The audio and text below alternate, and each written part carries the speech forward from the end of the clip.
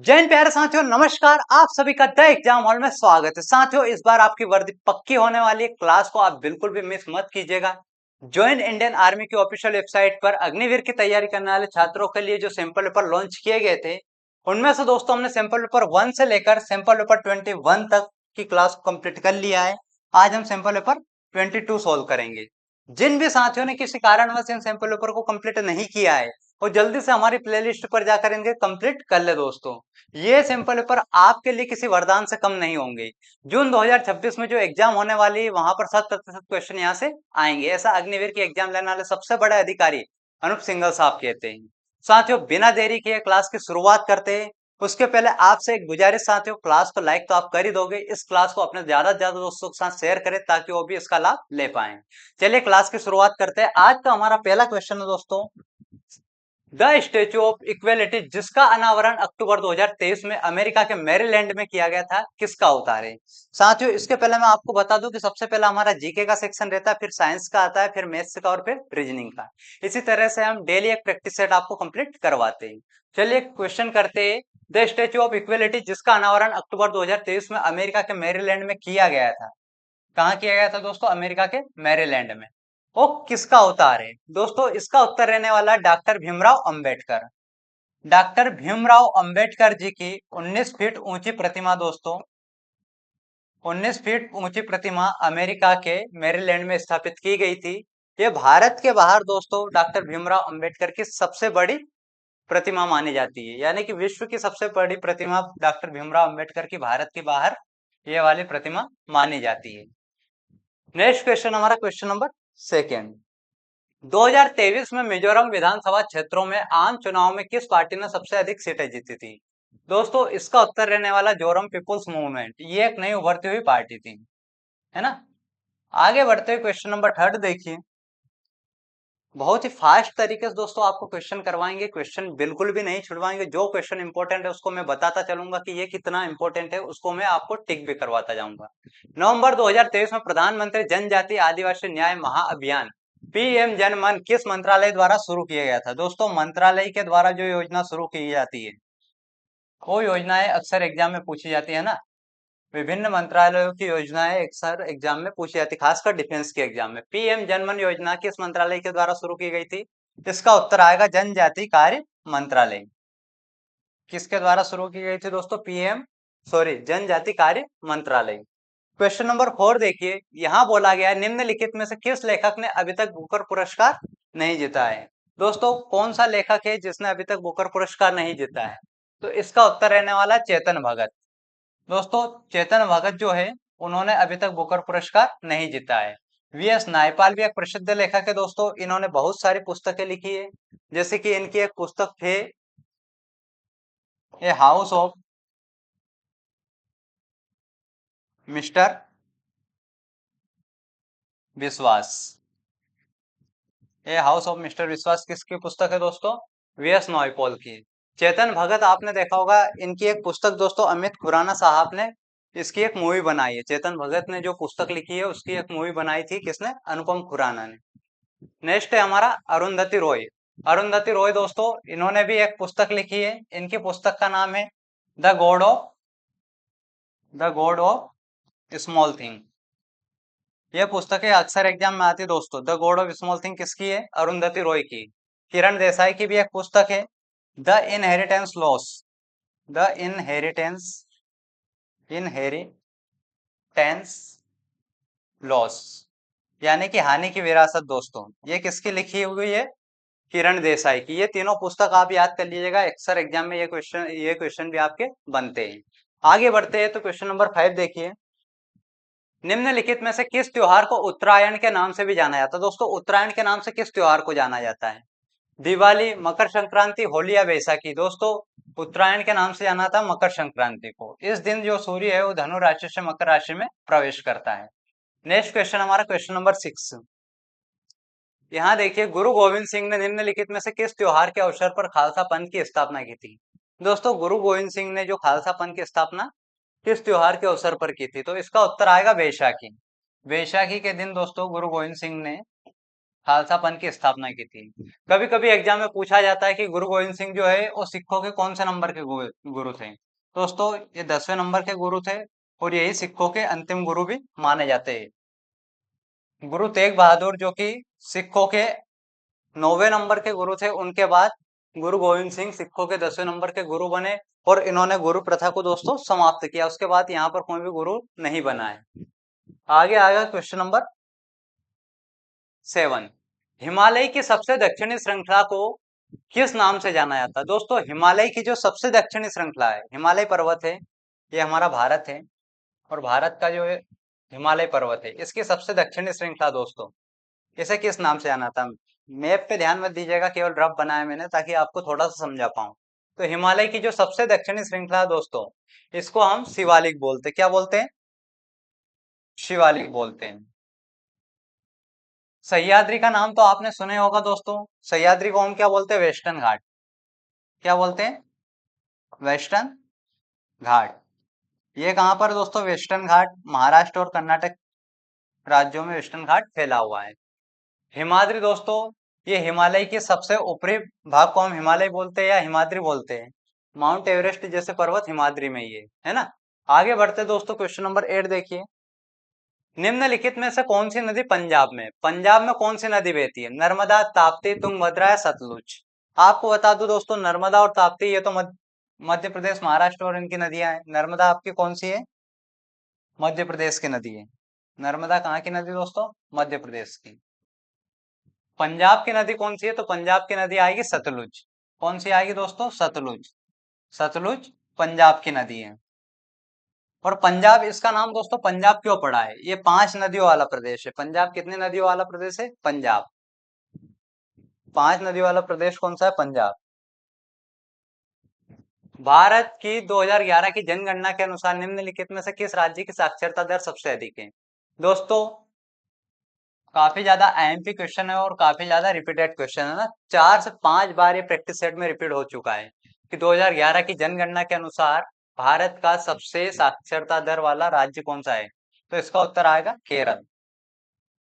कौन है दोस्तों? केरल। केरल की साक्षरता दर 94% के समथिंग है 2011 की जनगणना के अनुसार। आगे बढ़ते क्वेश्चन नंबर 10 देखिए। 1764 में बक्सर की लड़ाई में ईस्ट इंडिया कंपनी निम्नलिखित में से किसे हराया था? आपको पता दोस्तों 1757 में प्लासी का युद्ध हुआ था। उसके जस्ट बाद एक निर्णायक युद्ध हुआ था 1764 में, बक्सर का युद्ध। यहीं से दोस्तों अंग्रेजों ने भारत में अपने पैर पसाए थे, है ना। तो 1764 की जो बक्सर की लड़ाई हुई थी उसमें ईस्ट इंडिया कंपनी ने किसे हराया था? इसका उत्तर आएगा दोस्तों मीर कासिम। किसे हराया था? मीर कासिम। मीर कासिम अकेले को नहीं हराया था दोस्तों, इन्होंने 3 प्रांतों की संयुक्त सेना को हराया था। अंग्रेजों ने किसको हराया था? 3 प्रांतों की संयुक्त सेना को हराया था, जिसमें अवध के नवाब की भी सेना थी, यहाँ पर मीर कासिम भी थे और स्वयं दोस्तों जो मुगल शासक थे वो भी उसमें शामिल थे। नेक्स्ट क्वेश्चन हमारा क्वेश्चन नंबर 11। प्रथम आंग्ल मराठा युद्ध किसके बाद कौन सी संधि की गई थी? दोस्तों प्रथम आंग्ल मराठा युद्ध किस संधि के साथ समाप्त हुआ था?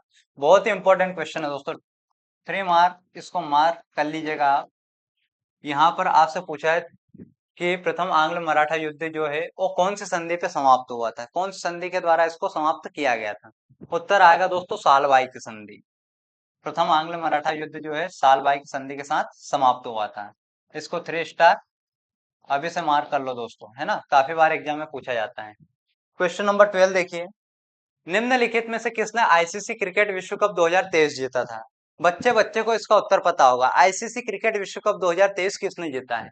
आईसीसी क्रिकेट विश्व कप 2023 दोस्तों ऑस्ट्रेलिया ने जीता है।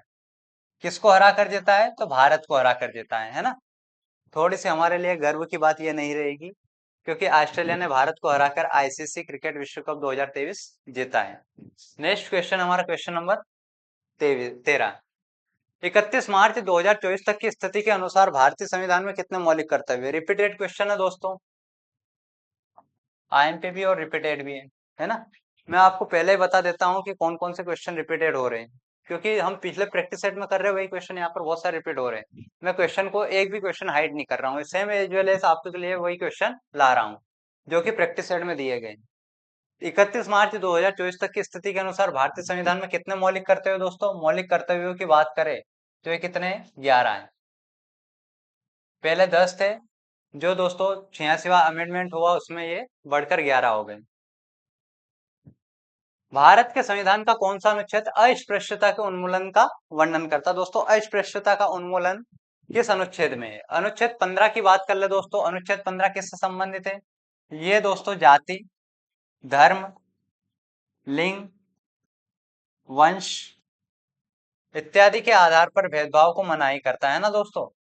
जो अनुच्छेद 15 है, जाति, धर्म, लिंग, वंश, इसके आधार पर दोस्तों किसी प्रकार का भेदभाव उसको मनाही करता है। अनुच्छेद 12 दोस्तों राज्य की परिभाषा से संबंधित है। अनुच्छेद 12 किससे संबंधित है? राज्य की परिभाषा से। अनुच्छेद 17 की बात करें दोस्तों तो ये छुआछूत, अस्पृश्यता जो होती है उसका विरोध करता है। अस्पृश्यता है ना, अनुच्छेद 17 के द्वारा अस्पृश्यता को समाप्त कर दिया गया, इसको एक दंडनीय अपराध माना जाता है। अनुच्छेद 19 दोस्तों ये स्वतंत्रता के अधिकार से संबंधित है। हमें जितने भी स्वतंत्रता के अधिकार मिले हैं वो किस अनुच्छेद के द्वारा मिले हैं दोस्तों? तो स्वतंत्रता के जो भी अधिकार है वो सारे अधिकार अनुच्छेद 19 के द्वारा हमें मिले हैं। आगे बढ़ते हुए क्वेश्चन नंबर 15 देखिए। दावा है कि सियाचिन ग्लेशियर सैनिकों की आपूर्ति के लिए समुद्र तल से 21,000 फीट यानी कि लगभग 6,400 मीटर की ऊंचाई पर पॉइंट सोनम, कौन सा पॉइंट दोस्तों? पॉइंट सोनम पर भारत द्वारा निर्मित दुनिया का सबसे ऊंचा हेलीपैड है। पॉइंट सोनम दोस्तों कहां पर है? लद्दाख में। पॉइंट सोनम कहां पर है? लद्दाख में। आगे बढ़ते क्वेश्चन नंबर 16 देखिए। यहाँ पर हमारे जीके के 15 क्वेश्चन कंप्लीट हुए दोस्तों। किस किस के 15 में से 15 मार्क्स आए, है ना? एक भी क्वेश्चन कंप्लीट, एक भी क्वेश्चन गलत नहीं हुआ है, वो जल्दी से कमेंट बॉक्स में बताएं। अब यहाँ से साइंस शुरू होती है दोस्तों। पहला क्वेश्चन है, परिवर्तनीय चाल के साथ किसी सरल रेखीय पथ पर कार की गति के परिवर्तन की दर को किसके द्वारा निर्दिष्ट किया जा सकता है? यानी कि दोस्तों सिंपल सी भाषा में आपको समझाऊं, कार की स्पीड हम बढ़ाते हैं, कार की स्पीड कम करते हैं, इसको क्या कहा जाता है? तो इसका सीधा सा उत्तर है दोस्तों औसत त्वरण। बढ़ाने घटाने की जो दर होती है कार की स्पीड, उसको हम क्या बोलते हैं? औसत त्वरण। ऑप्शन ए आपका सही उत्तर हो जाएगा। आगे बढ़ते क्वेश्चन नंबर 17 देखिए। एक समान धात्विक चालक का प्रतिरोध R किसके अनुक्रमानुपाती हो? दोस्तों एक समान धात्विक चालक का प्रतिरोध R किसके अनुक्रमानुपाती हो? दोस्तों अनुक्रमानुपाती पूछा है तो चालक की लंबाई के। जितना लंबा तार होगा दोस्तों उतना फ्लो कम होगा, है ना? चालक की लंबाई के ये अनुक्रमानुपाती होता है। आगे आगे क्वेश्चन नंबर 18 देखिए। मान लीजिए कार 10 मीटर सेकंड के वेग से एक सरल रेखा पर गतिमान है और 10 सेकंड में इसका वेग 20 मीटर सेकंड हो जाता है। कार का त्वरण ज्ञात कीजिए। अच्छे अच्छे दोस्तों इन क्वेश्चन के आगे पानी मांग लेते हैं, यानी कि अच्छे अच्छे दोस्तों घुटने टेक देते हैं। क्वेश्चन किसी से सोल्व नहीं होते हैं, पर हम ऐसे क्वेश्चन को बिल्कुल चुटकियों में उड़ाते हैं ना, क्योंकि हमको इनको करने का तरीका पता है। दोस्तों इसका एक सिंपल सा फॉर्मूला होता है। क्या पूछा गया है इसमें आपसे? त्वरण पूछा गया है। त्वरण दोस्तों आपसे पूछा गया है। क्या पूछा गया है? त्वरण। इसका फॉर्मूला क्या होता है दोस्तों? इसका फॉर्मूला होता है v minus you upon T. इतना आसान फॉर्मूला, इससे हम सवाल को सोल्व कर देते हैं। यहाँ पर v का मतलब क्या होता है दोस्तों? इसका मतलब होता है आपका अंतिम अंतिम वेग। उसके बाद में u का मतलब होता है प्रारंभिक वेग अपॉन में t, है ना? यहाँ पर मान रख देते दोस्तों, हमारा अंतिम वेग कितना है? 20 मीटर सेकेंड। प्रारंभिक वेग कितना है? 10 मीटर सेकेंड। और टाइम कितना दोस्तों? 10 सेकेंड। 20 में से 10 जाएगा, कितना बचेगा हमारे पास में? 10। नीचे भी 10 है, जीरो से जीरो कैंसिल हुआ, 1/1 इसका मान होगा दोस्तों 1 metre second. Option number C आपका सही उत्तर हो जाएगा। ये क्वेश्चन आपको आसानी से समझ में आ गया दोस्तों। बहुत सरल लैंग्वेज में इसको सिखाया मैंने आपको। अंतिम वेग में से प्रारंभिक वेग को घटाना और नीचे समय से भाग कर देना। आगे बढ़ते क्वेश्चन नंबर 19 देखिए। किसी परिपथ में विद्युत शक्ति उस दर का माप है जिस पर, दोस्तों किसी परिपथ में विद्युत शक्ति उस दर का माप है जिस पर क्या होता है? परिपथ में चुंबकीय ऊर्जा क्षयित होती है, प्रकाश ऊर्जा क्षयित होती है, विद्युत और चुंबकीय दोनों ऊर्जा क्षयित होती है। गलत है दोस्तों। परिपथ में कौन सी ऊर्जा क्षयित होती है? इसमें विद्युत ऊर्जा। किसी परिपथ में विद्युत शक्ति उस दर की माप है जिसमें परिपथ में विद्युत ऊर्जा क्षयित हो जाती है। आगे बढ़ते क्वेश्चन नंबर 20 देखिए। निम्नलिखित में से कौन सी द्रव पदार्थों की विशेषता है? दोस्तों द्रव पदार्थों की विशेषता क्या है? जैसे कि आपसे पूछ लिया जाता है कभी कभी कि ठोस की विशेषता क्या है, द्रव की विशेषता क्या है, गैस की विशेषता क्या है। यहाँ पर आपसे द्रव का पूछा है, तो द्रव का दोस्तों जो आकार है वो अनिश्चित होता है। द्रव का आकार कैसा होता है? अनिश्चित होता है। प्रवाहशील होता है, यानी कि बहने का गुण होता है इसमें, और नम्य होता है ना। यही आपका उत्तर है, अनिश्चित आकार, प्रवाहशील गुण और नम्य। आगे बढ़ते क्वेश्चन नंबर 21 देखिए। निम्नलिखित में से क्या उष्मा का सर्वश्रेष्ठ सुचालक है? आईएमपी क्वेश्चन है दोस्तों। उष्मा का सुचालक कौन सा है? सर्वश्रेष्ठ सुचालक पूछा है। उष्मा का सर्वश्रेष्ठ सुचालक, तो इसका उत्तर आएगा दोस्तों चांदी। चांदी जो है उष्मा का सर्वश्रेष्ठ सुचालक है। आगे बढ़ते क्वेश्चन नंबर 22 करेंगे।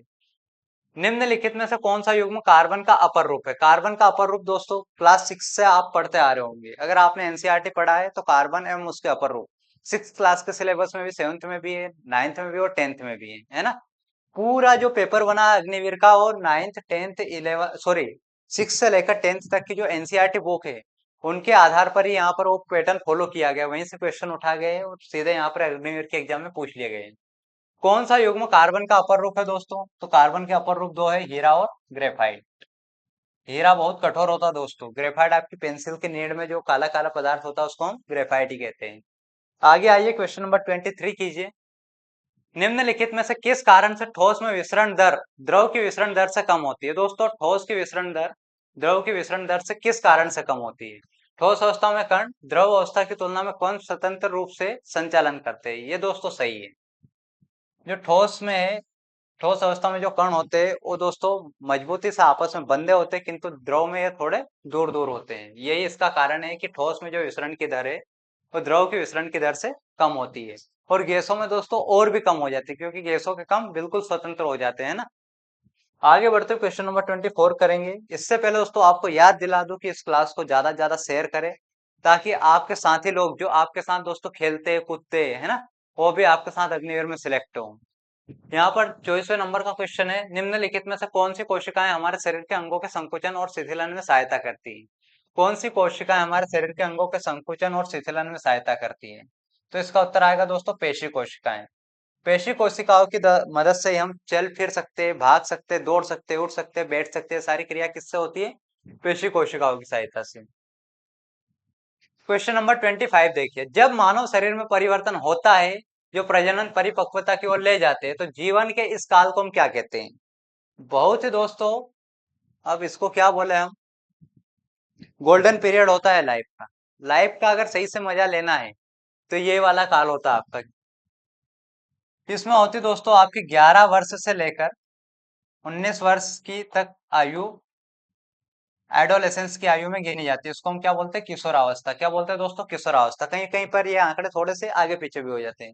11 को 20 और इसको 21 भी बोल दिया जाता है, 13 20 भी बोल दिया जाता है, थोड़ा बहुत ही आगे पीछे होता है। जो किशोरावस्था है दोस्तों, इसमें प्रजनन परिपक्वता बनती, यानी कि हमारे शरीर में दोस्तों अंगों का निर्माण होता है ना। हम भी दोस्तों जनन के लिए कंप्लीट होते हैं। तो ये सारी दोस्तों जो शरीर की एक्टिविटी हो किस काल में होती है? तो 11 से लेकर 19 वर्ष में। आपको पता भी होगा दोस्तों, सबसे ज्यादा शरीर का विकास यहीं पे होता है ना। 11 वर्ष से लेकर 19 वर्ष तक आपके शरीर का सबसे ज्यादा विकास होता है। क्वेश्चन नंबर 26 देखिए। निम्नलिखित में से किस पौधे की जड़ एक नए पौधे को जन्म देती है? दोस्तों किस पौधे की जड़ के द्वारा हम एक नया पौधा उगा सकते हैं? तो जितने भी किसान के बच्चे होंगे यहाँ पर, उन सभी को इसका उत्तर पता होगा। आम की जड़ों से नया पौधा नहीं उगाया जा सकता है, नीम से नहीं उगाया जा सकता, पीपल से भी नहीं। शकरकंद की जड़ों को बोकर दोस्तों नया पौधा उगाया जा सकता है। क्योंकि अग्निवीर में जितने भी छात्र जाते हैं उनमें से अधिकांश तो किसान के बच्चे होते हैं, तो सभी को इसका आंसर पता होगा, है ना। क्वेश्चन नंबर 27 देखिए। निम्नलिखित में से कौन सा हमारे परिवेश का एक जैविक घटक है? ये क्वेश्चन भी बहुत आसान है दोस्तों। मतलब कुछ क्वेश्चन तो ऐसे होंगे जो आपको फ्री मार्क दिला के जाएंगे दोस्तों, फ्री में नंबर देंगे। अब इसका उत्तर किसको नहीं पता होगा? बोला गया हमारे परिवेश का एक जैविक घटक कौन सा है? क्या सेल, इसको बोलते हैं हम चट्टानीय जैविक घटक है, जल जैविक घटक है, या प्रकाश जैविक घटक? इसका उत्तर आएगा दोस्तों जीवाणु। जैविक घटक कौन सा है? जीवाणु। और आगे बढ़ते क्वेश्चन नंबर 28 देखेंगे। मनुष्यों में मूत्र वृक्कों से मूत्राशय में एक नलिका जैसी संरचना में से प्रवाहित होता है, जिसे कहा जाता है दोस्तों मनुष्य में मूत्र वृक्कों से मूत्राशय में एक नलिका जैसी संरचना से प्रवाहित होता है। जो मूत्र होता है दोस्तों वो किससे प्रवाहित होता है? एक नलिका से प्रवाहित होता है, उसको हम क्या बोलते हैं? इसका उत्तर आएगा मूत्रवाहिनी। मनुष्य मूत्र प्रवाह किससे होता है? मूत्रवाहिनी की सहायता से। आगे बढ़ते हुए क्वेश्चन नंबर 29 करेंगे। स्पर्श करने पर निम्नलिखित में से किस पौधे की पत्तियों में कंपानुकुंचनी गतिविधि का सरलता से अवलोकन किया जा सकता है? कंपानुकुंचनी दोस्तों शब्द आपने पहली बार ही सुना होगा, है ना? तो आपने देखा होगा बचपन में कभी छुई मुई की जो पौधा है उसको आपने देखा होगा कि उसको जैसे हम हाथ लगाते स्पर्श करते दोस्तों तो मुरझा जाता है। वापस हम हाथ हटाते दोस्तों थोड़ी देर में वो खुल जाएगा। इसका उत्तर क्या आएगा? ऑप्शन नंबर सी, पुई मुई लिखा है दोस्तों, इसको सुधार लीजिएगा, पुई नहीं है छुई मुई है ना। थोड़ा सा टाइपिंग मिस्टेक हो जाता है, ये जो पेपर सेट है उसी में टाइपिंग मिस्टेक हुआ क्योंकि हम डायरेक्ट वहीं से कॉपी पेस्ट करते हैं इनको। आपका एक भी क्वेश्चन दोस्तों यहाँ पर खुद के द्वारा बनाया हुआ नहीं है, चाहे तो आप ज्वाइन इंडियन आर्मी के ऑफिशियल वेबसाइट पर मिला सकते हो। क्वेश्चन नंबर 30 है, निम्नलिखित में से किस पादप उत्तक में जल और पोषक तत्वों को मिट्टी से पौधे के दूसरे भाग तक पहुंचाने के लिए विशेष कोशिकाओं से निर्मित नलिका सदृश वाहिकाएं होती है? दोस्तों किस पादप उत्तक में जल और पोषक तत्वों को मिट्टी से पौधे के दूसरे भाग तक पहुंचाने के लिए विशेष कोशिकाओं से निर्मित नलिका वाहिकाएं होती है? उसका उत्तर आएगा दोस्तों संवहनी उत्तक। क्या रहेगा? संवहनी उत्तक, ऑप्शन नंबर ए। अब दोस्तों मैथ्स के सवाल करेंगे, मैथ्स के एकदम शानदार जानदार और लाजवाब क्वेश्चन करेंगे, है ना। क्वेश्चन में घबराना नहीं है, बिल्कुल आसानी से क्वेश्चन सोल्व होते हैं, पुराना पैटर्न ही फॉलो हो रहा है, केवल आपको संख्या बदलकर दी जाती है। संख्या दे रखी है 100, 200 और 300। क्या संख्या दे रखी है आपको? 100, 200 और 300, इनका औसत निकालना है। औसत कैसे निकालते दोस्तों? तो इसका एक फॉर्मूला बताया था मैंने, टोटल संख्याओं का योग बटे टोटल संख्याएं। अब इनका योग कितना हो रहा है? 100 और 200 300, 300 और 300 600। तो संख्याओं का कुल योग हो गया हमारा 600। और कुल संख्याएं कितनी है? 1 2 3। तो 600 को 3 से डिवाइड करो, 3 एकम 3, 3 दूना 6, डबल 0। क्या उत्तर आएगा आपका? 200, जो कि ऑप्शन नंबर सी में। उम्मीद करता हूं यह सवाल आपको समझ में आया होगा। नेक्स्ट क्वेश्चन हमारा क्वेश्चन नंबर 32। दो के प्रथम 5 गुणकों का औसत क्या होगा? दोस्तों दो के प्रथम 5 गुणज, दो का पहाड़ा बोलो आप 5 बार। 2 एकम 2, 2 दूना 4, 2 तिया 6, 2 चौका 8, 2 पंजा 10। ये हो गए दो के प्रथम 5 गुणज। इनका औसत कितना होगा? दोस्तों इनको आपस में जोड़ लेते हैं, उसके बाद जितनी संख्या उससे भाग देंगे। 2 4 6, 6 6 12, 12 8 20, 20 10 30। 30 को दोस्तों 5 से भाग देंगे, 5 एकम 5, 5 एकम 30। तो एवरेज क्या आ जाएगा निकल के? 6, जो कि ऑप्शन नंबर बी में है ना। 31 32 दोनों एवरेज के क्वेश्चन थे। और आगे बढ़ते हैं। प्रथम 8 सम प्राकृत संख्याओं का योगफल कितना है? अब प्रथम 8 सम प्राकृत संख्याओं का योगफल आपसे पूछा है दोस्तों। इसका एक फॉर्मूला होता है जिससे हम सवाल को काफी आसान बना सकते हैं। आईएमपी सवाल है। फॉर्मूला क्या होता है दोस्तों? जब भी आपको सम प्राकृत संख्याओं का योगफल बोला जाए तो आप कौन से फॉर्मूला का यूज करेंगे? N, n plus one. और इसी फॉर्मूले से आपका जवाब आ जाएगा। एन कितना दे रखा दोस्तों? 8। एन प्लस वन कितना आएगा आपका? 8 प्लस 1। तो ये हो जाएगा दोस्तों 9 इंटू 8। 8 नाम 72। 72 कहां पर है दोस्तों? ऑप्शन नंबर बी में, है ना आसान। और आगे बढ़ेंगे, क्वेश्चन नंबर 34 देखिए। वह सबसे बड़ी संख्या ज्ञात कीजिए जो 24 और 30 में से प्रत्येक को पूर्णतः विभाजित करती है। दोस्तों अगर पूर्णतः विभाजित की बात की जा रही है तो यहाँ पर हमको क्या बताना है? एलसीएम बताना है, एचसीएफ बताना है। इसको कमेंट बॉक्स में आप जरूर बताइएगा, है ना। पूर्णतः विभाजित कौन सी संख्या करेगी दोस्तों? 10 से 30 तो विभाजित हो जाएगा, 24 विभाजित नहीं होगा, यानी कि ये एचसीएफ नहीं होगा। 12 से दोस्तों 24 विभाजित होगा, 30 नहीं होगा। 6 से करते दोस्तों, 6 पंजे 30 और 6 चौका 24, यानी कि दोस्तों 30 भी 6 से विभाजित हो रहा है, 6 पंजे 30। और जो 24 है वो भी 6 से विभाजित हो रहा है, 6 चौका 24। तो यही क्वेश्चन में पूछा गया है कि प्रत्येक को पूर्णतः विभाजित करती हुई संख्या कौन सी? तो ऑप्शन नंबर सी आया समझ में। कौन सी संख्या प्रत्येक को विभाजित करते हुए आएगा? 6। 2 और 8 का एलसीएम बताना आपको। 2 और 8 का एलसीएम कितना है? दोस्तों एलसीएम लेना बहुत ही आसान है। इसका भी मैंने बिल्कुल बच्चों वाली मेथड आपको बताई, 2 और 8 का एलसीएम कैसे लेते हैं। अगर संख्या के अंत में 0 2 4 6 8 हो तो हम 2 से भाग करेंगे, 2 एकम 2, 2 चौका 8, फिर 2 से करेंगे, 2 दूना 4, जब तक कि 1 नहीं आ जाए तब तक हमें भाग देना है। 2 एकम 2, दोनों जगह दोस्तों नीचे 1 1 आ गया तो हमारा कंप्लीट काम यहाँ पर हो गया। 2 दूना 4, 4 दूना 8, 8 हमारा क्या होगा एलसीएम। ऑप्शन नंबर सी बिल्कुल सही उत्तर हो जाएगा। एलसीएम क्या होगा 8। आगे बढ़ते हुए क्वेश्चन नंबर 36 देखिए, 6 और 8 का एलसीएम कितना होगा। दोस्तों 6 और 8 का एलसीएम आपसे पूछा गया है, 6 और 8 का एलसीएम। ये होमवर्क दे दूं मैं, है ना, सेम वैसे टाइप का क्वेश्चन है, होमवर्क है आपके लिए। कमेंट बॉक्स में दोस्तों आंसर जरूर किया करो, है ना। होमवर्क क्वेश्चन में देते हैं इसलिए हूं ताकि आप आंसर इनके बता दो। 6 और 8 का एलसीएम आप निकाल के बताना मुझे। क्वेश्चन नंबर 37, एक जैसे 13 पेनों की कुल कीमत 65 है। अगर दोस्तों किसी दुकान से आप 13 पेन लेते हो, 13 पेन यदि किसी दुकान से खरीदते हो तो आपको कितने रुपए देने पड़ते हैं, 65 रुपए। बोला गया कि एक पेन की कीमत कितनी होगी। 13 पेन आपको नहीं लेने हैं, एक पेन ही लेना है, तो उसकी कीमत क्या होगी। सिंपल था दोस्तों, 13 पेन की कीमत 65 रुपए है, तो एक पेन की कीमत कितनी होगी, 13 एकम 13, एक पेन की कीमत हो जाएगी यहाँ पर दोस्तों 5 रुपए, 13 पंजे 65, कितनी होगी 5 रुपए। क्वेश्चन नंबर 38 देखिए, 30 का 48 से अनुपात किसके बराबर है। दोस्तों 30 से अगर 48 का अनुपात करोगे, क्वेश्चन आपको होमवर्क दे सकता हूं पर आप बोलोगे कि सारे क्वेश्चन सर आप होमवर्क में दे देते हो, है ना, इसलिए यहाँ पे करवा देता हूँ। 30 और 48 का अनुपात आप करोगे क्या आएगा दोस्तों, इनको सरल कीजिए। किससे सरल करोगे दोस्तों, 30 और 48 किसके फाड़े में आता है, 6 से करते, 6 पंजे 30, 6 अठो 48, 5:8, जो कि ऑप्शन नंबर ए में है ना। इतनी फास्ट मेरे दिमाग में कैसे आता है, तो दोस्तों प्रैक्टिस से आता है ना। जितनी ज्यादा आप प्रैक्टिस करोगे मैथ्स के सवालों की, उतने ज्यादा आप यहाँ पर चैंपियन बनते जाओगे। और दोस्तों एक बात मैं आपको बता दूं, मैथ्स और रीजनिंग काफी स्कोरिंग सब्जेक्ट है अग्निवीर की एग्जाम में। ज्यादा से ज्यादा स्कोर आप यहीं पर कर सकते हो, फुल ऑफ 4 मार्क्स भी आप यहाँ पर स्कोर कर सकते हो। क्वेश्चन नंबर 39 देखिए, तीन मित्र पी क्यू और आर 6400 को आपस में 2 3 5 के अनुपात में बांटते हैं। 6400 रुपए दोस्तों, उन 6400 रुपए को 3 मित्र 2:3:5 के अनुपात में बांटते हैं। क्यू का भाग कितना है। दोस्तों ऐसे सवाल को हम कैसे सोल्व करते हैं, टोटल रुपए कितने हमारे पास में 6400 रुपए, 6400 रुपए को कितने हिस्सों में बांटना दोस्तों, तो 6400 कितने का मान है, 2 3 5, 5 5 10, 6400 जो है वो 10 का मान है, 10 यूनिट का मान है। तो 1 यूनिट का मान कितना हो जाएगा दोस्तों, 640, है ना, एक जीरो से एक जीरो कैंसिल कर देंगे।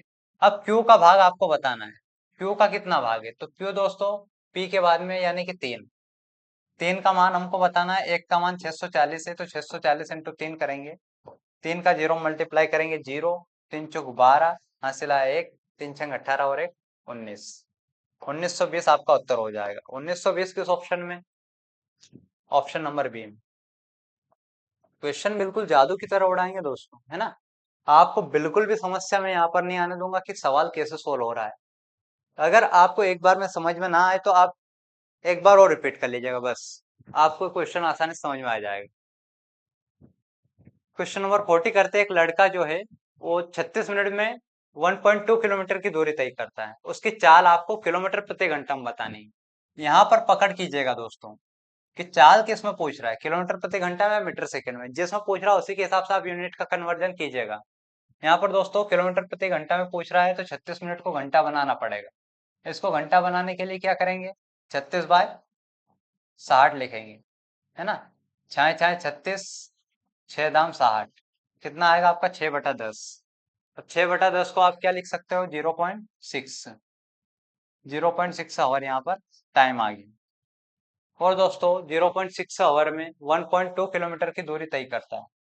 तो डिस्टेंस कितनी आ गई हमारे पास में दोस्तों, डिस्टेंस जो है दूरी वो आ गए हमारे पास में 1.2 किलोमीटर। अब आपको निकालना क्या है दोस्तों, चाल निकालनी है। चाल का फॉर्मूला क्या होता है, चाल का फॉर्मूला होता है दूरी बटा समय, यानी कि जो टोटल दूरी है उसके नीचे आपको समय से भाग देना है। दूरी कितनी है, दूरी दे रखी है दोस्तों आपको 1.2 किलोमीटर। दूसरा पेन ले रहा हूं, है ना, थोड़ा सा कंफ्यूजन ना हो आपके इसलिए। दूरी कितनी दे रखी है 1.2 किलोमीटर, और चाल कितनी दे रखी है 0.6। आप यहाँ पर क्या करिएगा कि ये पॉइंट से पॉइंट को कैंसिल कीजिएगा। अब आपके पास कुछ नहीं बटा 6/12, 12/6, 6 कम 6 और 6 दूनी 12, तो आपका उत्तर क्या आ जाएगा दोस्तों 2। चाल क्या आपकी 2 किलोमीटर प्रति घंटा, किलोमीटर प्रति घंटा में आपको चाल ज्ञात करनी है ना। नेक्स्ट क्वेश्चन हमारा क्वेश्चन नंबर 41। त्रिभुज एबीसी एक समकोण त्रिभुज है जिसका कोण बी समकोण है। त्रिभुज एबीसी एक समकोण है जिसका कोण बी एक समकोण है।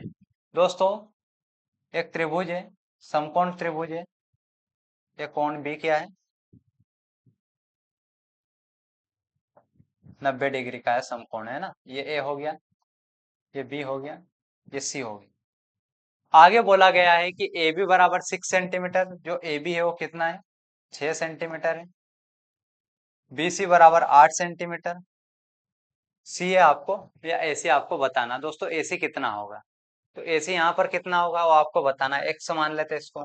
वैसे तो मेरा उत्तर आ गया, ये कितना होगा 10 सेंटीमीटर।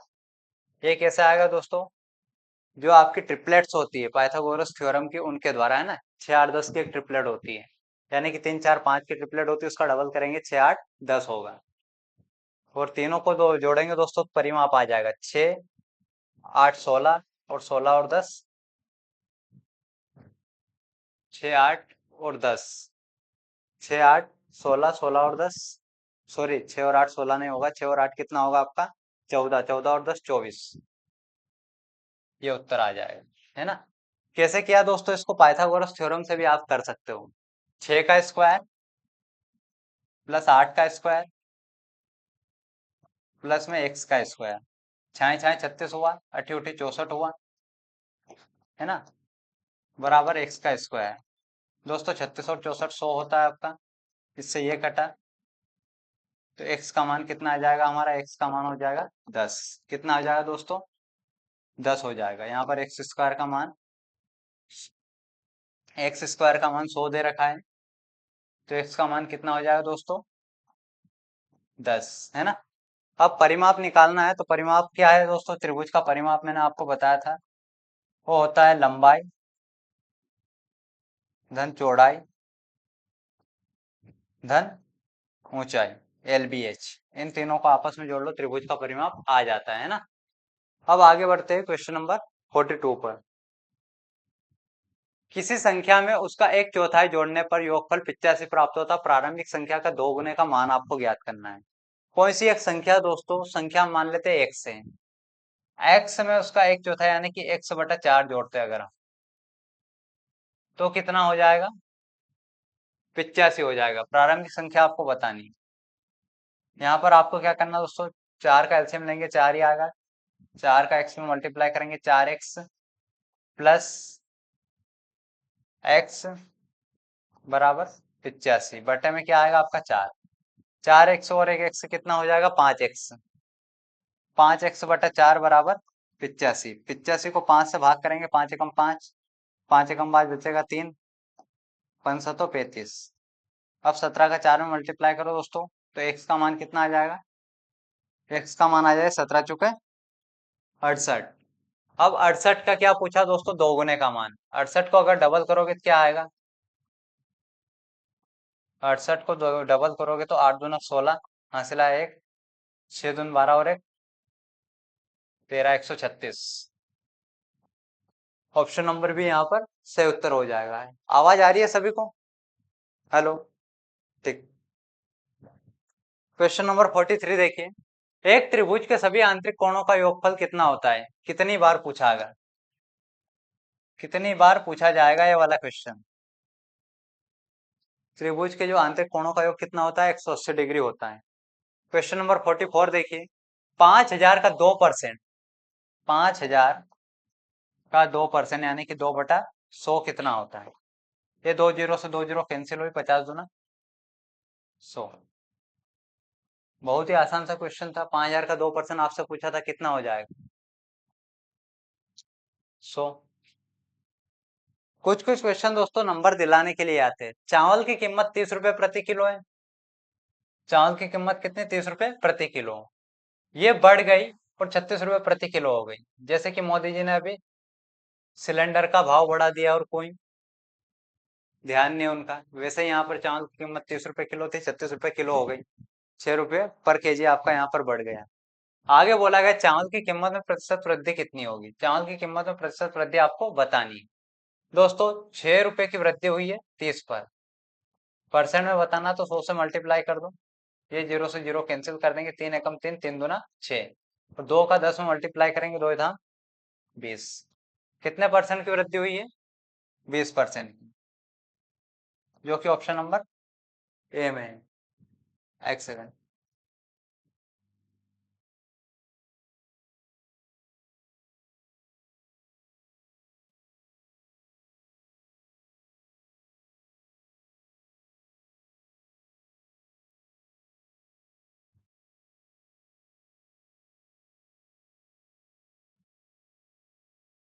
क्वेश्चन नंबर 46 देखिए, निम्नलिखित श्रृंखला को देखें और प्रश्न का उत्तर दें। बाएं से गिनेंगे दोस्तों, दाएं बाएं दाएं यहाँ पर दिया है। निम्न में से कौन सा अक्षर दी गई श्रृंखला में दाएं से 17वां है? दाएं से 17वां बताना दोस्तों। 1 2 3 4 5 6 7 8 9 10 11 12 13 14 15 16 17। ऑप्शन नंबर डी आपका सही उत्तर हो जाए। थोड़ी सी आपको जल्दबाजी नहीं करनी इन सवालों में। तो परेशान करते हैं यार ये लोग।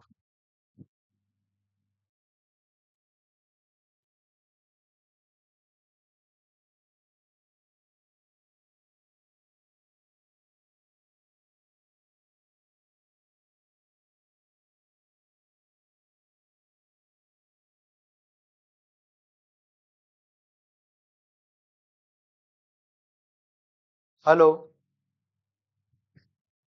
आवाज आ रही है? आगे आइए, क्वेश्चन नंबर 47 देखिए। एक वर्तनी प्रतियोगिता में राहुल ऊपर से 8वें नंबर पे और नीचे से 12वें स्थान पर, प्रतियोगिता में कितने विद्यार्थियों ने भाग लिया दोस्तों?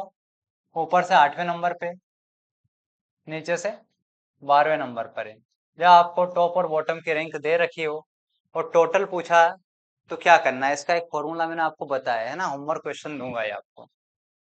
क्योंकि रैंक वाले क्वेश्चन दोस्तों मैं प्रैक्टिस सेट नंबर 1 से लेकर प्रैक्टिस सेट नंबर 21 तक करवाया हूँ, यानी कि आपके 21 बार क्वेश्चन कंप्लीट करवा दिए हैं। 22 व्यक्ति कतार में इंतजार कर रहे, करिश्मा कतार में पीछे से 8वें पर है, कतार में आगे से उसका स्थान। ये भी वही क्वेश्चन है दोस्तों, थोड़ा सा पलट दिया इसको, पीछे से दे रखा, आगे से आपको बताना है। 22 व्यक्ति है, इंतजार कर रहे हैं, करिश्मा कतार में पीछे से 8वें नंबर पर है, आगे से उसका नंबर कितना होगा दोस्तों? कुछ नहीं करना है, 22 - 8 करना है, +1 कर देना है। यानी कि टोटल में से आपको जो दे रखा उसको माइनस करके +1 कर देना। 22 में से 8 जाएगा, कितना बचेगा यहाँ पर? 22 में से 8 जाएगा तो कितना बचेगा? 20 और 14, 14 और 1 15। ऑप्शन नंबर डी आपका सही उत्तर हो जाए, है ना।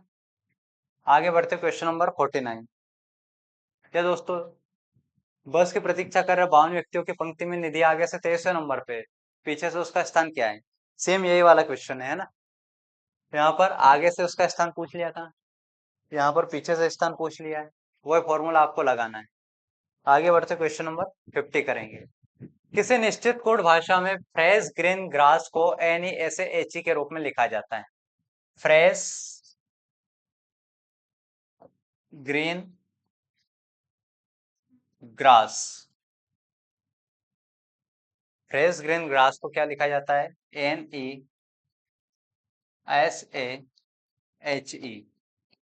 आगे बोला गया है कि ग्रीन एप्पल, ग्रीन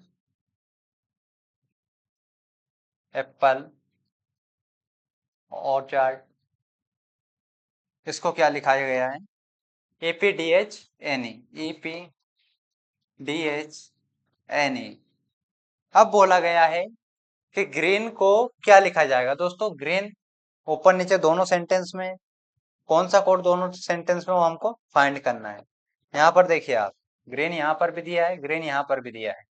अब इसका कोड क्या हो सकता है? एनी यहाँ पर भी और एनी यहाँ पर भी है, तो ये ग्रीन का कोड होगा, ऑप्शन नंबर ए। ये थे हमारे आज के प्रैक्टिस सेट के 50 क्वेश्चन। क्लास आपको कैसी लगी दोस्तों कमेंट बॉक्स में जरूर बताएं, और कितने क्वेश्चन आपके सही हुए, है ना। आगे मिलते हैं प्रैक्टिस सेट नंबर 23 के साथ में, तब तक के लिए जय हिंद।